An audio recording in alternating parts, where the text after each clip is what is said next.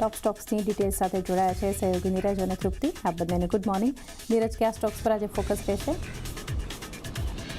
जी घણા બધા પરિણામો છે. શરૂઆત કરીએ એસબીઆઈથી. ઘણા સારા પરિણામો આપણને રહેતા જોવા મળ્યા છે અને મજબૂત ગ્રોથ Q3ની અંદર તેમણે ખાસ કરીને દર્શાવ્યો છે. પ્રોફિટ જુઓ લગભગ 25% જેટલો યર ઓન યર વધ્યો છે.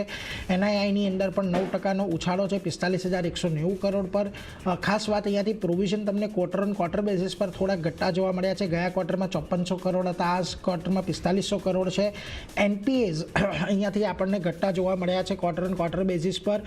ખાસ કરીને એનપીએ રેશિયો જોઈ લો 1.73% ઘટીને 1.57, 0.42% ઘટીને 0.39 પર ખાસ કરીને નેટ એનપીએ રહેતા જોવા મળ્યા છે.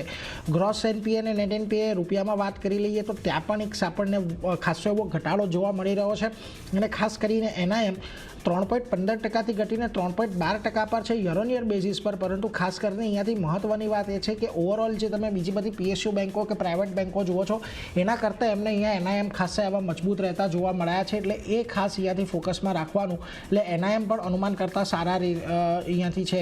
ઓલમોસ્ટ એમણે અહીંયાથી બે મહત્વની વાત એમણે કરી છે કે હજી આવનારા સમયની અંદર એનઆઈએમ 3%ની આજુબાજુ આવી શકે છે. અને બીજું કે એમણે જે લોન ગ્રોથનું ગાઈડન્સ વધાર્યું છે, પહેલાં 11થી 13%નું હતું જે વધારીને 13થી 14%નું કર્યું છે, એ ઘણું મહત્વનું છે આવનારા સમય માટે FY26 માટે. એટલે અહીંયાથી એક રોબસ્ટ ગ્રોથ રહેવાની અપેક્ષા છે.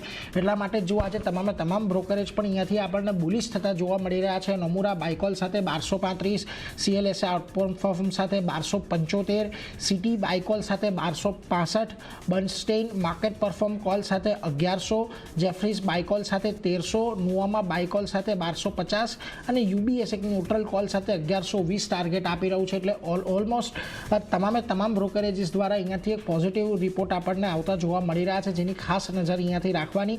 આજના દિવસે આપણને એસબીઆઈમાં એક સારી તેજી સાથેની શરૂઆત થતી જોવા મળી શકે છે. બીજી તરફ આવો ટાટા સ્ટીલ પર અહીંયા પણ પરિણામો સારા રહેતા જોવા મળ્યા છે. 295 કરોડની સામે 2730 કરોડ પર પ્રોફિટ છે. રેવન્યુ 6.3% જેટલા વધતા દેખાયા છે. એબિટામાં ઓલમોસ્ટ 39%નો વધારો છે. માર્જિન અહીંયા 11%થી વધીને 14% પાસે પહોંચતા જોવા મળ્યા છે. અને ખાસ કરીને અહીંયા મહત્વની વાત એટલી છે કે સ્ટીલની પ્રાઇસિંગમાં થોડીક વીકનેસ હતી Q3ની શરૂઆતના અમુક સમયમાં. તે છતાં અહીંયાથી એક પરફોર્મન્સ અહીંયાથી આપણને સારું રહેતું જોવા મળ્યું છે. એટલે એના પર એક ફોકસ ખાસ કરીને રાખવાનું. બીજી તરફ જુઓ અહીંયા નોમુરા તમને બાય કોલ સાથે 220, મોર્ગન સ્ટેનલી ઓવરવેટ કોલ સાથે 215, જેપી મોર્ગન ઓવરવેટ કોલ સાથે 221, HSBC બાય કોલ સાથે 235, જેફરીઝ બાય કોલ સાથે 240ના અહીંયાથી ખાસ કરીને આપણને લક્ષ્યાંક આવતું જોવા મળી રહ્યું છે.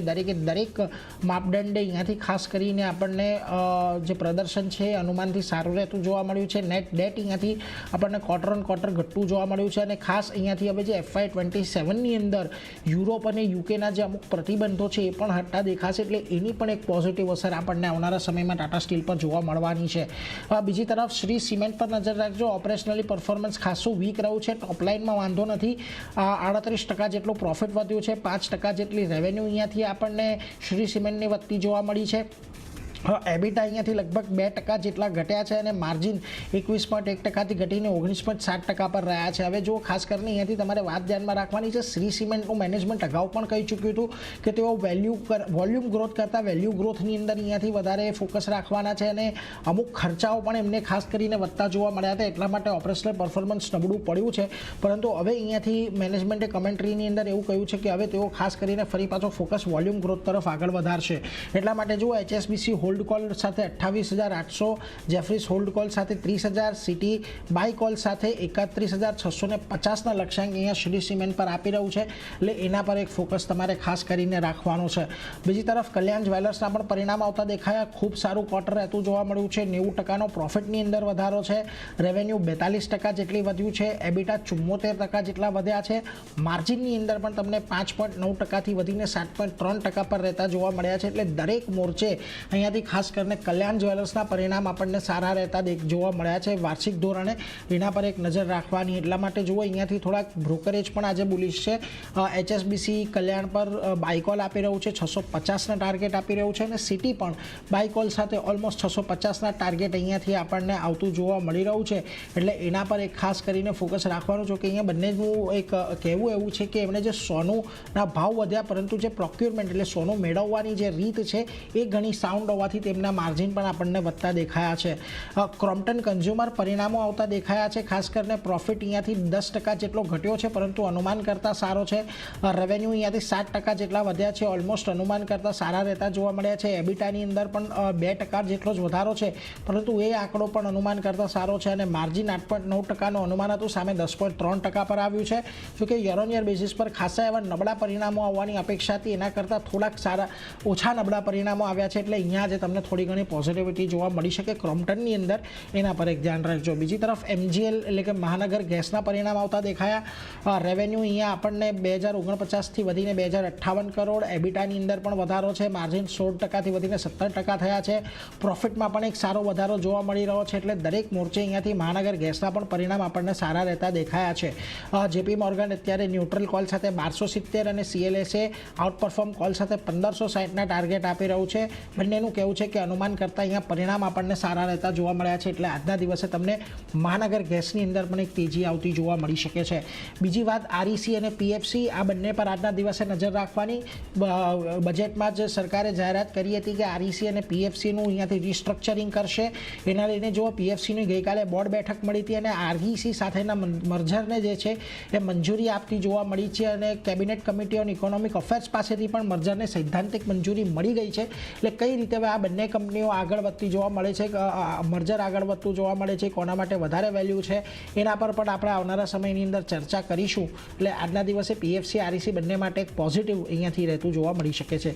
છેલ્લે IDBI બેંક વિનિવેશ માટે 2 બીડ અહીંયાથી આપણને મળતી દેખાય છે. એક ફેરફેક્સ ફિન અને અમીરાત્સ NBD પાસેથી આ બીડ મળી છે. કોટક બેંકે પણ IDBI બેંક માટે બીડ નથી ભરી, એટલે એના પર એક ખાસ ધ્યાન રાખવાનું અને બીડનું મૂલ્યાંકન પ્રક્રિયા મુજબ કરવામાં આવશે એવું ડીપમ સેક્રેટરીએ કહ્યું છે.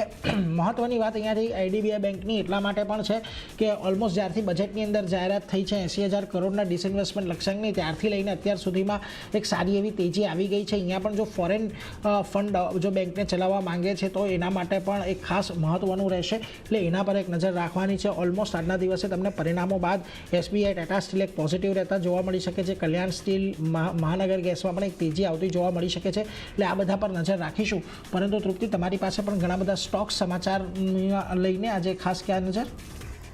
હા નીરજ, મારી પાસે ન્યૂઝ બેઝને લઈને છે ઘણા બધા સમાચાર છે. હું શરૂઆત BSE લિમિટેડથી કરીશ. ખાસ કરીને આપણે જોઈ રહ્યા છે કે NSEના IPOને આવવાની લઈને ઘણી બધી અત્યારે ચર્ચા વિચારણા ચાલી રહી છે. ડિસેમ્બર સુધીમાં આવવાની અપેક્ષા પણ અહીંયા આપણે જોઈ રહ્યા છે અને ખાસ કરીને હવે અહીંયા NSE બોર્ડે OFS દ્વારા IPOને અહીંયા મંજૂરી તેમને આપી દીધી છે. તેમના તરફથી અહીંયા ગ્રીન સિગ્નલ અહીંયા મળતું જોવા મળી રહ્યું છે અને IPO જે છે તેની ડેફિનેટલી તેની SEBI અને અન્ય જે રેગ્યુલેટર, જે સત્તાવાર જે સત્તાધિકારી જે મંજૂરી છે હજી તે લેવાની બાકી છે, પરંતુ ઓવરઓલ આગળની એક પ્રોસેસ જે છે આપણને પૂરી થતી જોવા મળી રહી છે અને ડેફિનેટલી આની પહેલાં પણ આપણે જોયું હતું કે NSEને લઈને ઘણી બધી ચર્ચાઓ હતી અને ડિસેમ્બર એટલે ખાસ કરીને દિવાળી સુધીમાં આના IPOને જે છે તે લિસ્ટ થવાની અત્યારે પ્રોસેસમાં અત્યારે આપણને આગળ વધતું જોવા મળી રહ્યું છે.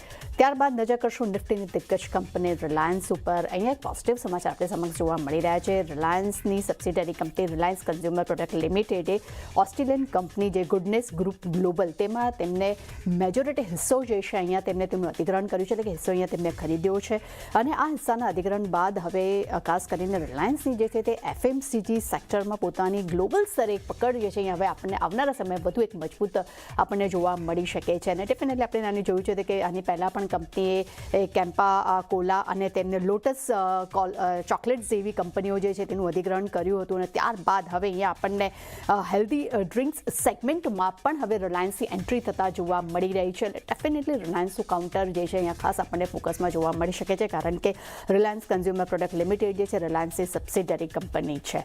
ત્યારબાદ નજર કરશું ફાર્માની 3 દિગ્ગજ કંપનીઓના અહીંયા આપણી પાસે સમાચાર છે. શરૂઆતમાં ઓરોબિંદો ફાર્માથી કરીશ. નેગેટિવ સમાચાર છે. US FDA પાસેથી તેમના તેલંગાના યુનિટને અહીંયા 11 અવલોકનો મળ્યા છે અને US FDA દ્વારા આ મેન્યુફેક્ચરિંગ કંપનીની તપાસ હાથ ધરવામાં આવી હતી, જે 27 જાન્યુઆરીથી 6 ફેબ્રુઆરીની વચ્ચે અહીંયા તપાસ થઈ હતી. એક નેગેટિવ સમાચાર અહીંયા ફિલહાલ આપણે ઓરોબિંદો ફાર્મા માટે જોઈ રહ્યા છે અને આજે કંપનીના પરિણામ પણ જાહેર થવાના છે. એટલે એક તરફ નેગેટિવ સમાચાર છે, બીજી તરફ પરિણામ પણ આવવાના છે. એટલે જોવાનું રહેશે કે આજે બજાર અને કેવી રીતે રિએક્ટ કરે છે.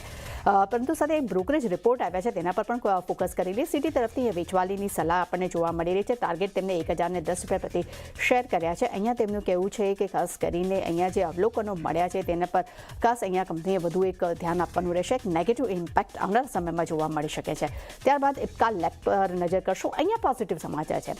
કંપનીના US FDA દ્વારા તેમના મહારાષ્ટ્રના તારાપુર યુનિટને અહીંયા EIR સર્ટિફિકેટ મળ્યું છે. તેમને VI સર્ટિફિકેટની સાથે EIR સર્ટિફિકેટ મળી રહ્યું છે. હવે VAIનો મતલબ હોય છે કે નો ડાઉટ થોડા અવલોકનો હોય છે પણ એટલા ગંભીર નથી હોતા, એક મામૂલી હોય છે જેને ગમે ત્યારે પણ કંપની જે છે તેને સોર્ટ આઉટ કરી શકે છે. અને EIR સર્ટિફિકેટનો મતલબ છે કે તેના મેન્યુફેક્ચરિંગ યુનિટ માટે એક મંજૂરીનું એક આગળનું એક પગલું જેને આપણે કહીએ છીએ તે અહીંયા મળતું આપણને જોવા મળી રહ્યું છે. અને 1 થી 5 ડિસેમ્બરની વચ્ચે US FDA દ્વારા અહીંયા તપાસ હાથ ધરવામાં આવી હતી. એટલે ઇપ્કા લેબ્સ માટે આજે આ એક પોઝિટિવ સમાચાર આપણે જોઈ રહ્યા છે. ત્યારબાદ નજર કરશું બાયોકોન માટે. બાયોકોન માટે અહીંયા પોઝિટિવ સમાચાર કહી શકાય. ફીચર અહીંયા રેટિંગ જે છે અહીંયા અપગ્રેડ કર્યા છે. તેમને બાયોકોન બાયોલોજિક્સ એટલે કે બાયોકોનની જે સબસિડરી કંપની છે તેના માટેના તેમના આઉટલુક જે છે અહીંયા અપગ્રેડ કર્યા છે. અહીંયા સ્ટેબિલિટી અહીંયા પોઝિટિવ કરવામાં આવ્યા છે. એટલે ડેફિનેટલી આજે બાયોકોનનું કાઉન્ટર આજે રડારમાં જોવા મળી શકે છે. ત્યારબાદ નજર કરશું આપણે એરેટામાં અહીંયા એક QIP દ્વારા લગભગ 2994 કરોડ ફંડ્સ એકત્ર કરવા પર કંપની હવે યોજના બનાવી રહી છે. એટલે કે તેઓ ફંડ એકત્ર કરશે. એટલે આ કારણસર એરેટા આજે આપણને ફોકસમાં જોવા મળી શકે છે. અને છેલ્લે નજર કરશું BEML પર. અહીંયા બોર્ડ પાસેથી મંજૂરી મળવાના સમાચાર આપણને જોવા મળી રહ્યા છે. કંપની પોતાના મધ્યપ્રદેશના ઉમરિયા ખાતે તેઓ ગ્રીનફિલ્ડ રેલ મેન્યુફેક્ચરિંગ યુનિટ જે છે તેને શરૂ કરવા જઈ રહી છે. અને ત્યાં લગભગ તેઓ 1500 કરોડનું તેઓ અહીંયા રોકાણ કરશે. અને પ્રોજેક્ટ જે છે તે પૂરા 5 વર્ષમાં તબક્કાવાર રીતે પૂર્ણ કરવાની પણ અપેક્ષા અહીંયા કંપની દ્વારા આપણને જોવા મળી રહી છે. એટલે BELનું કાઉન્ટર પણ આજે આપણા રડારમાં જોવા મળી શકે છે. લેચાની ડેફિનેટલી મારા તરફથી નિરાશવથી ઘણા બધા શેર્સ છે, પરંતુ ખાસ કરીને ડેફિનેટલી આજે BAC SBI છે, ટાટા સ્ટીલ છે અને BAC લિમિટેડ જેવા કાઉન્ટર્સ આજે રડારમાં જોવા મળી શકે છે. જી, આ બધા સ્ટોક્સ પર ફોકસ રાખીશું. ધીરજ અને તૃપ્તિ, આપ બંનેનો આભાર અમારી સાથે જોડાઈ અને ટોપ સ્ટોક શેર કર્યા. એ સાથે